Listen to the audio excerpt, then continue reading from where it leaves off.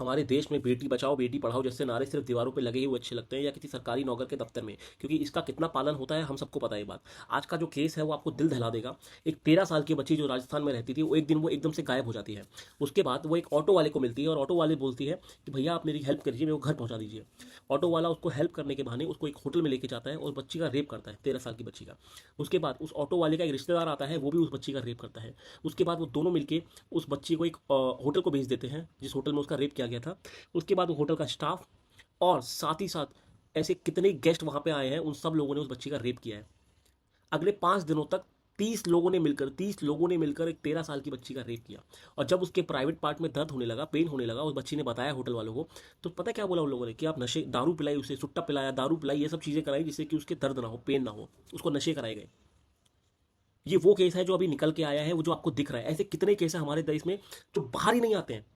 हमारे देश में आज भी हर 15 से 16 मिनट में एक बच्ची का रेप होता है, एक माइनर का रेप होता है। नॉट इवन माइनर, लोग उम्र भी नहीं देखते हैं। एक 13 साल की बच्ची से लेकर एक 80 साल की महिला तक का रेप हो रहा है। मैं आपको वो केस बताता हूँ जो अभी पिछले 1-2 महीने में हुए, बट आपको किसी ने दिखाई नहीं होंगे। उड़ीसा में एक बाप ने अपनी बच्ची का लगातार महीनों तक रेप किया। रीजन बताता हूँ, उसकी बच्ची डिसेबल थी, उसको समझ में नहीं आता था मेरे साथ क्या हो रहा है क्या नहीं हो रहा है। उस बच्ची को लगा उसका पिता उसके लिए सेफ है, वो कुछ भी करे। डिसेबल बच्ची का उसने लगातार रेप किया। उसकी माँ को ये बात तब पता चली जब उसकी बेटी के फिजिकल बॉडी में कुछ चेंजेस दिखने लगे, और जब वो डॉक्टर के पास गए तो पता चला कि बच्ची ऑलरेडी 9 महीने की प्रेग्नेंट है।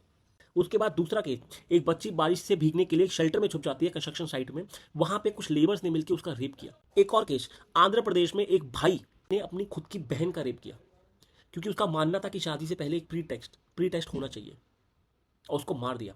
और अभी अभी एक और केस आया, कुछ दिन पुराना ही है, ये भी पुराना नहीं है।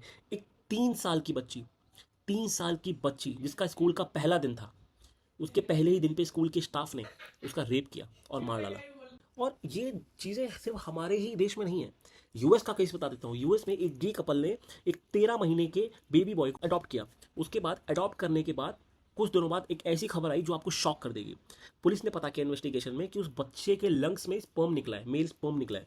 इन लोगों ने उस बच्चे को असॉल्ट किया, उसका रेप किया, 13 महीने के बेबी बॉय का, उसको सेक्सुअली अब्यूज किया, फिर उसको जान से मार दिया।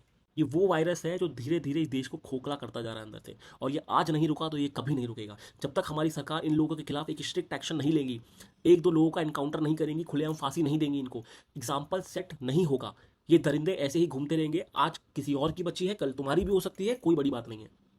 जब तक अपने पे भी नहीं बीतती, लोगों को समझ में नहीं आता। अगर आपको आपके सामने ऐसी कोई चीज होती हुई दिख रही है, मत करो इग्नोर भाई, मत करो पुलिस का वेट, मत करो कानून व्यवस्था का वेट। हाथ में जो दिख रहा है करना है, मारो, देखा जाएगा बाद में जो हो रहा है, क्योंकि उस समय आप सही का साथ दे रहे हैं, क्योंकि ये सरकार, ये पुलिस खोखली है।